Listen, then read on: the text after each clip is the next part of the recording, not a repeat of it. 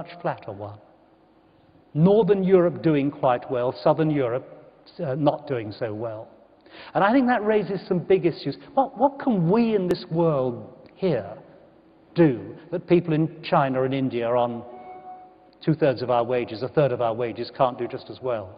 Really big competitive issue. Much more of an issue for us in Western Europe, actually, than for you in Turkey, because you are still hugely competitive by the standards of Western Europe. And the fourth thing I want to talk about here is government. What's going to happen to government? I think that government doesn't disappear, but I think it becomes less powerful. It has to figure out new ways of doing things. You can put up tax rates, you don't get much more money. You spend money, you probably spend it badly. I think new government will be clever regulation, nudging people in the right direction rather than pushing them in the wrong.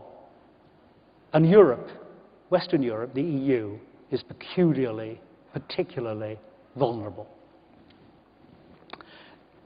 This is a graph that shows how Sweden coped with its debts in the early 90s. It went up to nearly 70% of GDP going through government. You see the top line, that peak, came on down. If you look at the rise of government debt, look how Turkey did something rather similar. Can you see Turkey in the middle of there? Debts got up to 100% of GDP, came on right down. So Turkey is, in a way, also, like Sweden, a model for all these cash-strapped governments now. What does it mean? Debts are going to be huge. Western governments just have to be cleverer. And they'll have to use smart regulation, not tax and spend. So what happens next to the world economy? Gosh, I mean, if we'd been having this conversation 6 months ago, I think we'd have thought that the Eurozone might scramble through. Now, who knows? The Euro could be dead. Could be dead. I don't think it will be. Could conceivably be dead by Easter. Back to the drachma, back to individual. I don't think that's going to happen. At the other extreme, we might have a single fiscal model. But, you know, it really is moving very fast. I think there is a huge setback for Europe now. And I think that if you were to put me against a wall, I would say I think that while something called the Euro may exist in 10 years' time, basically the Eurozone breaks up. Can't see any other way. But the world economy goes on growing. Look at that red line there. That's the emerging world, which Turkey, of course, is a hugely important part. Never went below zero in that downturn. Wasn't a global recession, just a recession in North America, Europe, and Japan, the blue line, which just went really down to the bottom of the league. And those projections, they come from the IMF. They won't be right, but the stuff on the left-hand side of the screen is right. The red line is way above the blue line. So, in growth, East beats West. And look at Turkey there in the middle of that graph. 10% growth last year, 8% growth this year. Almost like China. The way in which Turkey has detached from the drag of Western Europe, I think, is absolutely fascinating. And there are huge risks. European reforms, we get a whole load next week, this week, are going to be unsuccessful. They may be perverse, they may be catastrophic. I think they'll probably patch things up for a few months, and then it'll all fall apart again. The Eurozone may hold together, but I think that that looks less likely every day. And even if it does, the price for screwing down the huge austerity not just on Greece or Portugal or Ireland, but also on Italy, also on France, I just think the price is too great. You don't want to join the Eurozone, you really don't. Look at bond yields. Greece, up to 20%. You know, if you're going to pay 20%, it means you're down. Look at the way in which Germany, green, yellow line, has recovered, but Spain, red line, has not. Look at the way in which unemployment in the Eurozone is now again higher than unemployment in Turkey. Unemployment in the Eurozone over 10%, Turkey 9 and a bit.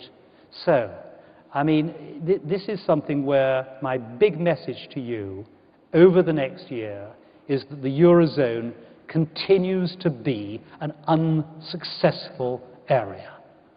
But Turkey probably continues to be pretty successful.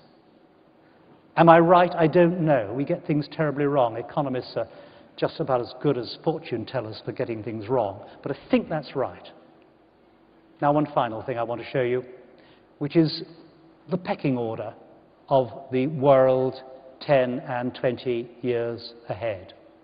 You've heard of the Goldman Sachs BRICS model. They invented this phrase, BRICS, Brazil, Russia, India, China. I want to show you just one graph of what it looks like in 2030. This is this projection, which, by the way, up to now has been spot on, of the global pecking order. The world's largest economy is China. China passes the US sometime within the next 15 years. I think on their model it was 2027.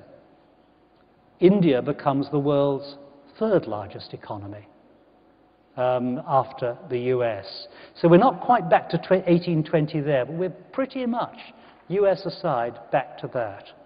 And then you go down the line and you see in Japan and Brazil, roughly the same size. Russia bigger than Germany. Mexico bigger than Italy. Turkey, almost as big an economy as Italy. Turkey, on these predictions, will in 18 years' time be the 12th largest economy in the world. Turkey becomes much, much more important. That's one of the reasons why I just think this is a very good place to be. Now, what it means for marketing, I don't know. I think it means that you need to think about what do the new powers want? Will ideas from China and India influence the way we market here? Will it be the way how will the way they think change the way we think? How will the world's largest economies start to change the United States? These are very difficult times. I don't know the answers to that. But I know if I was thinking about the way in which social media would develop, I'd very much want to know what young Chinese were doing. I'd very much want to know what young Indians were doing. I'd be much more interested in that than I would about Western Europeans or Californians. There will, however, be an expansion. It'll be a two-stage expansion, and it will offer great opportunities for the wise. I'm going to finish with two quotes. This one comes from Adam Smith. I'm part Scottish, so I'm sort of allowed to quote the world's greatest economist, who, of course, Adam Smith is Scottish. And paraphrasing what he says there, it's not by augmenting the capital of a country, not by piling up wealth. It's by applying it in active and productive ways that countries become rich. And I just listened to this marketing conference here. It's about applying capital, including human capital, the capital of ideas, in active and productive ways. And that is the way in which countries continue to grow rich. And I want to finish, obviously, with a word of thanks to you all for inviting me here, and this wonderful quote from Alphonse de Lamartine. If one had one single glance to give the world, you should gaze on Istanbul. So thank you for letting me gaze on it. Thank you very much.